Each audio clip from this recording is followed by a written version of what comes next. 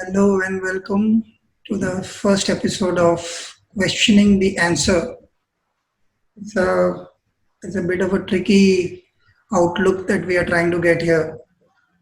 Just to give a bit of explanation about how I came up with the name, uh, I have been a writer. My name is Bunty, and because of my profession, which is advertising, I have had to dig a lot of superficial knowledge to make my way through interesting meetings and come across as knowledgeable. And in the search of looking impressive, there's been a lot of studying, a lot of books, a lot of articles, a lot of everything one can land one's hands on. And over a period, I realized that most of the time it was good to see one through the meetings as well as come across as very knowledgeable compared to other friends and people. Uh, and yet, when I met somebody of substance, be it any age, I always realized that my view was very skewed by my limited understanding of the subject. Um, so one is very clever, one studies a lot more, and then comes across looking even more confident about what one knows. But ये करते करते भी पता चलता है कि all of this is superficial. No matter what you do, till you experience the knowledge, it's uh, always hearsay. So I realized our academic system has always pushed us towards finding the right answers, and we've really been very happy once we've cracked it in the exam or the test or stuff like that. And the point is that the answer itself did not hold us good in life sometimes. So how about questioning the answer that we had, the knowledge that we base ourselves on? Uh, it is a joy to be talking to your generation because you are at the cusp of having finished or about to finish your academic uh, careers, and you are looking either at going for mastering one kind of subject or else working and figuring out your life. This was the objective of starting the values workshop, talking to people who are about to be uh, be holding the world for us in the future.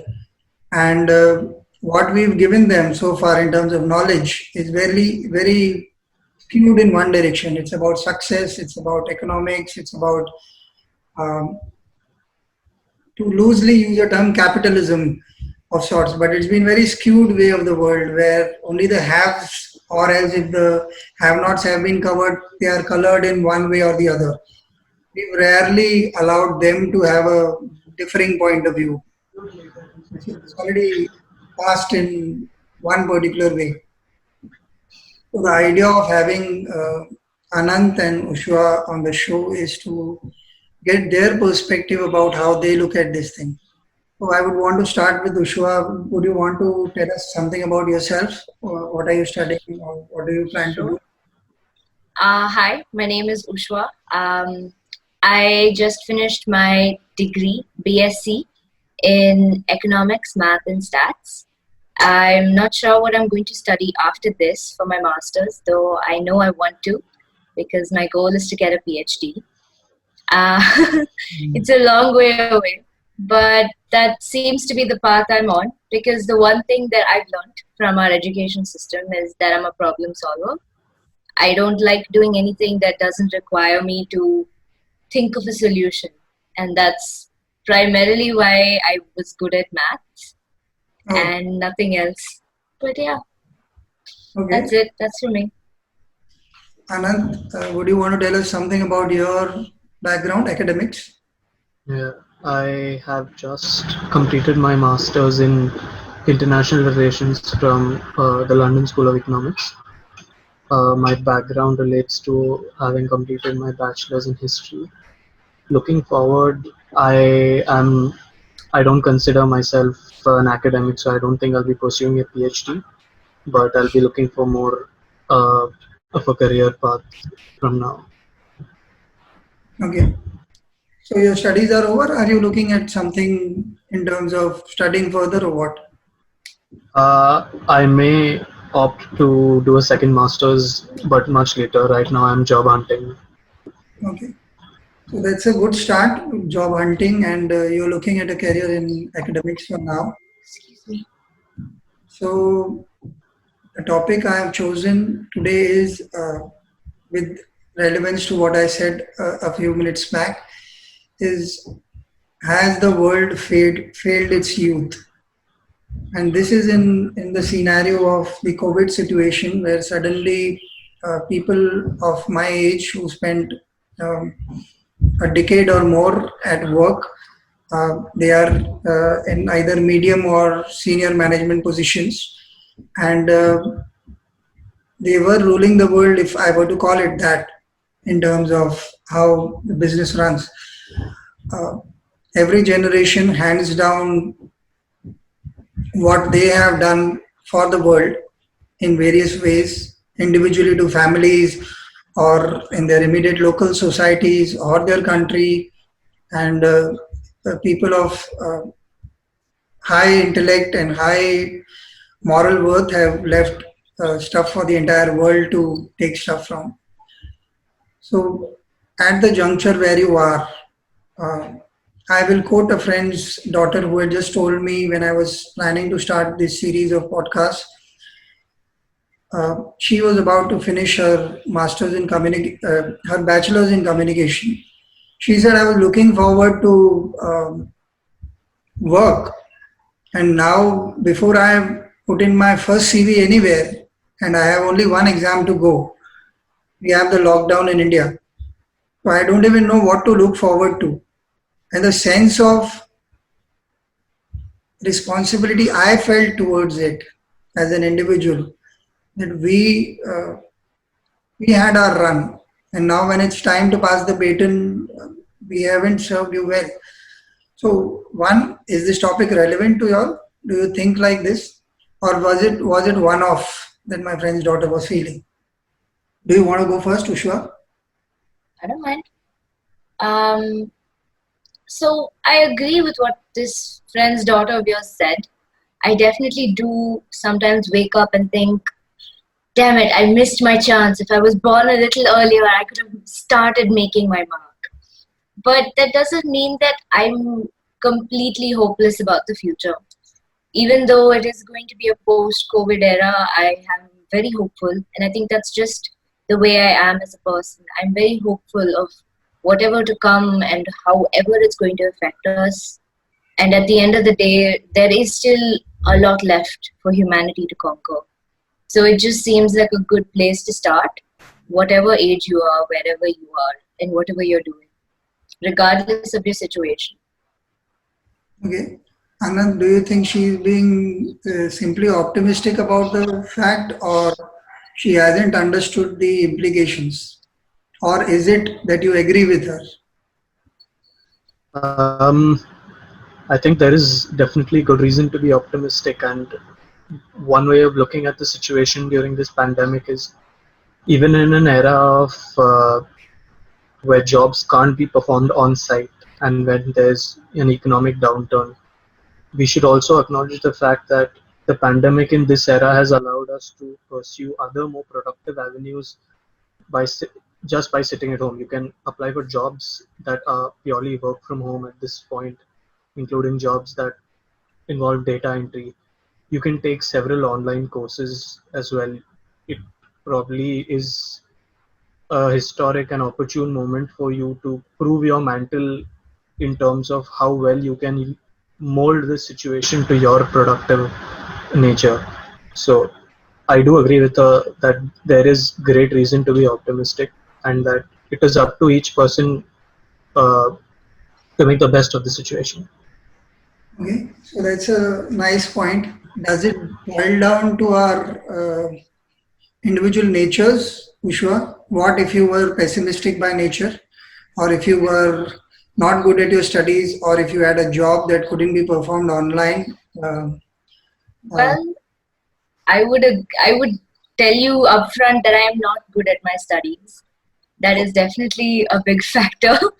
But that's not the point. The point is, regardless of what you are doing right now, the world itself is at a tipping point. And at this tipping point, there is two ways to go. Either you forget everybody that you don't believe is essential and you move ahead by yourself, which is a lot more selfish on way too many levels, or you choose to recognize the important work that each person does in the intricate system that has created our world today. And me sitting at home from the comforts of sitting on my couch, if I'm able to talk to you, that's not just because one person sitting somewhere wrote a bunch of source code to make this app happen. That was the combination of many different types of apps, and also a lot of, combined ideas that came together. It's a platform that was built on years and years of human experience. And that's true even on a day-to-day basis that happens. We don't just learn from our textbooks. We don't just learn from sitting at home and looking at a screen. We learn from everything around us. And they don't even have to be the biggest, most important things. I'm not saying I could have learned trigonometry or something from sitting at home staring at a screen. Yeah. But I definitely did learn quite a bit about who I am as a person. And that's just as important. And that's the whole point. The point is to be optimistic because of you not forgetting who you are and where you are in this world. And that's true for everybody. So you, wherever you are sitting, will have that same inclusive experience where you realize I am alone. And at the same point, I can't do enough with my life, regardless of how old you are. But that's the situation. And that situation itself calls for that feeling itself. And that's where you kind of break down and see yourself. You learn from it. And I don't know, I guess I've just seen so many people go through the same experience, use the same words to describe the lockdown on either side of the spectrum, extremely positive or extremely negative. So in some ways, I'm collecting data in my head to realize that yes, we're all in the same human experience. It's just different minds. So yeah. So there are two questions, rather a two-pronged question that is coming in my head. Anant, if you want to take this forward, what she said. I think it was interesting that she kept talking about herself till she suddenly diverged and landed up talking about the data, which is something that I find very intriguing in today's times. We are all together in our aloneness, as a philosophical line goes. Is what she is the point that she's making, that you as a person have a choice to influence, to start with your own life, but if you contribute to a certain mindset, not only will you be able to contribute to your own self, but make since she gave the example of an app, make something which is more of global repercussions also possible if you stick to finding your strength within this challenging time. Does the buck stop with us to start with? Okay. So to backtrack a bit and to address what I spoke of earlier, in terms of whether it is your personality as an optimist or a pessimist that is influential, I think an important facet that overrides this personality trait is what you see, what is the circumstances you find yourself in.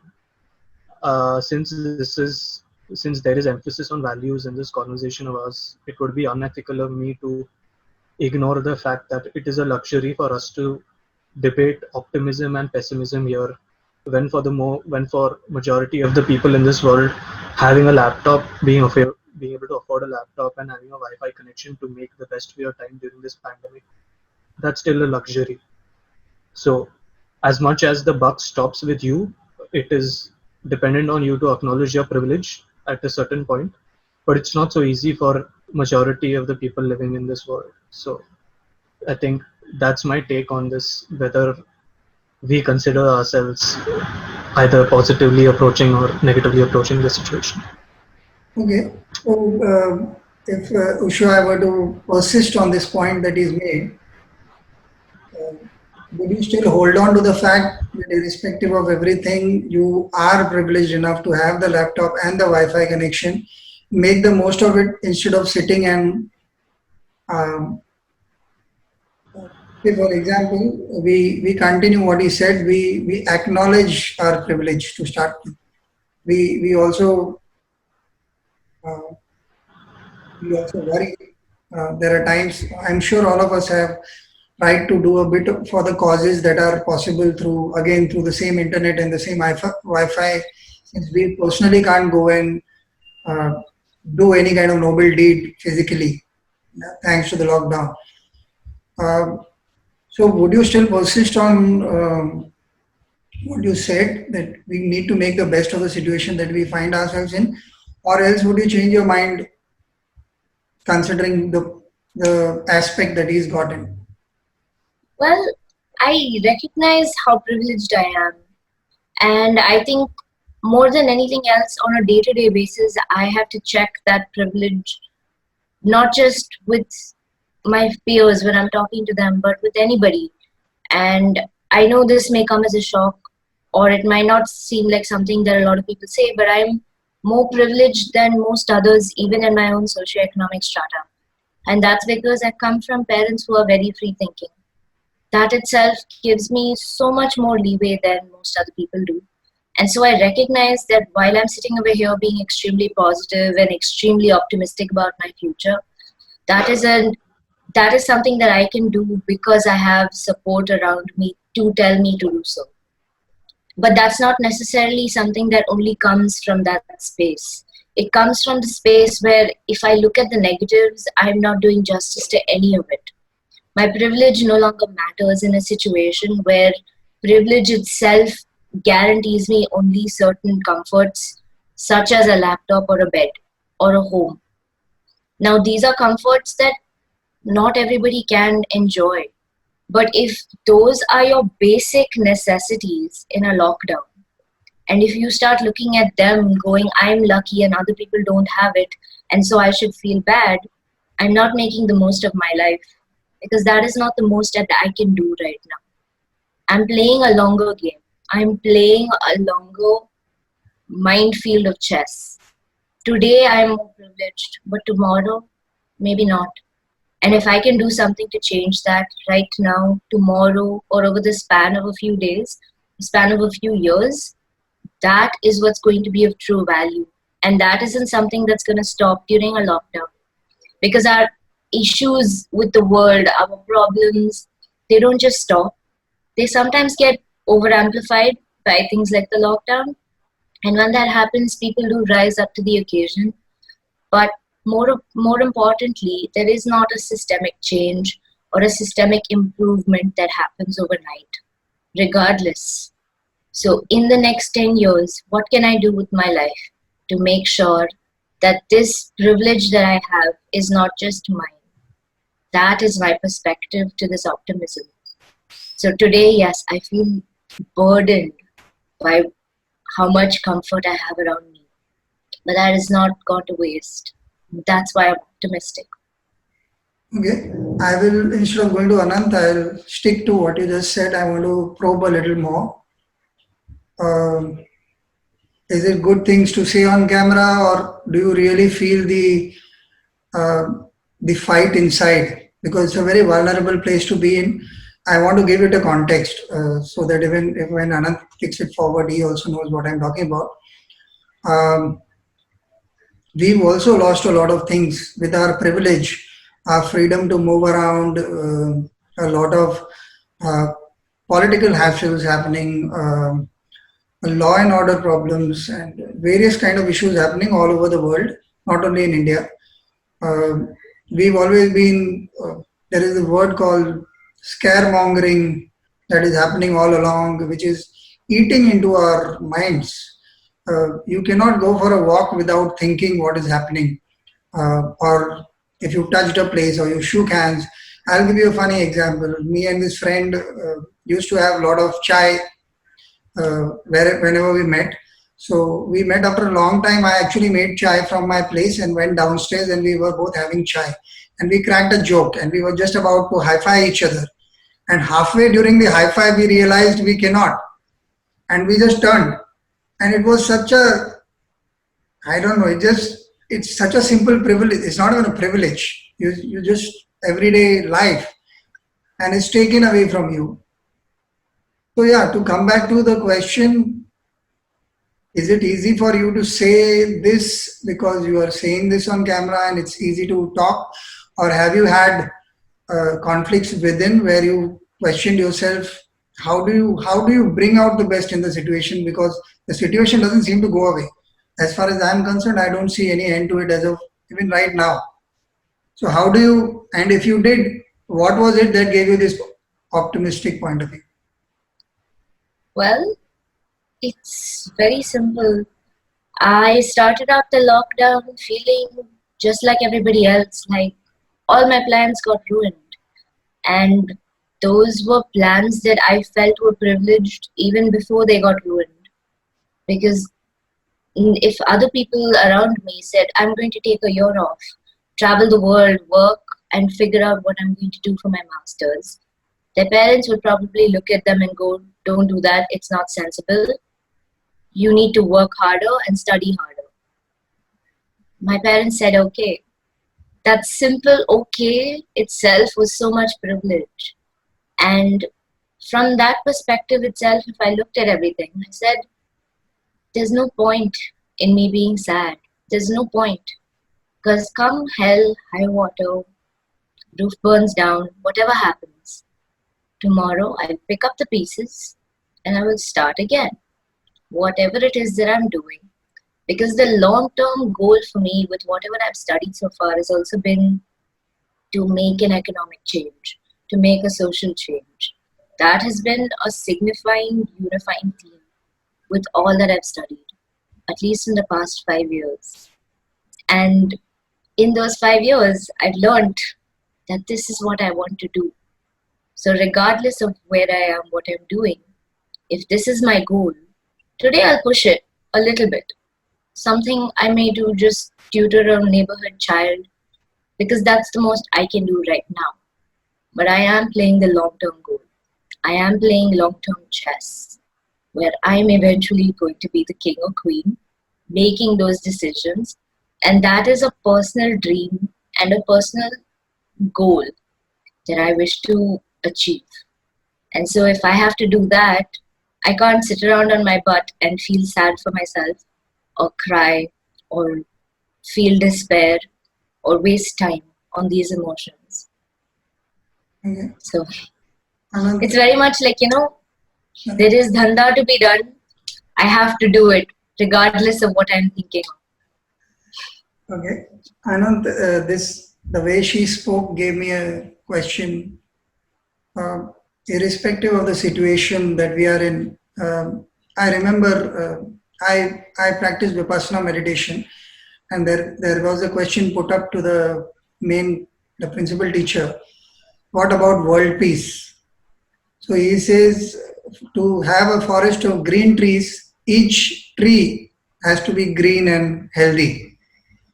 So putting the context, the way she spoke about her dream, would you think that is a good answer to have, that while one keeps one's perspective a little more 360 degree, knowing what others are going through, trying to do little things. She did mention in the end one little thing, maybe I can teach a kid, or we've been doing some food donation and some animal care donation, whatever we can, sitting at our homes. Not that it makes us happy. There's so much more there can be done, and the stories are far more bigger. But within this context, I would side with her only on this one little point. This entire values workshop started because it was a lockdown. I could do it far more easily. I intended to do workshops on ground, and that would have taken a lot more preparation, lot more people to organize. So I would want to see it from that perspective. How would you see it? Does the individual matter?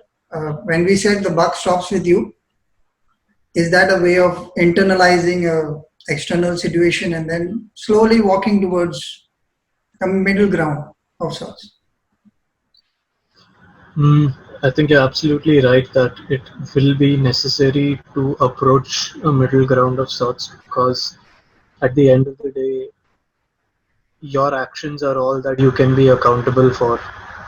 Whether or not you want to create a grand change in the society that you see, whether now or later, not specific to this pandemic, but things may not ideally work out your way all the time. You may give it your 100%, you may take all possible precautions, but there still may be a chance for things to go haywire. So the middle ground is probably finding your own mental peace, where you reassure yourself that you've done everything in your power, but you also don't resign yourself to the fact that even if I give it my best, things may go wrong. You need to give it your best for the sake of giving it your best. Probably that's the best way to put it, irrespective of the results. And as you said, with the example of world peace, every tree needs to be green metaphorically, in order for that objective to be achieved. So even one rotten apple may threaten to spoil the whole basket. So I'd see your individuality as giving you that sort of agency where even if there are rotten apples existing alongside, it is within your control whether or not you want to be rotten as them. I Okay. think that's the beauty that comes with individual agency.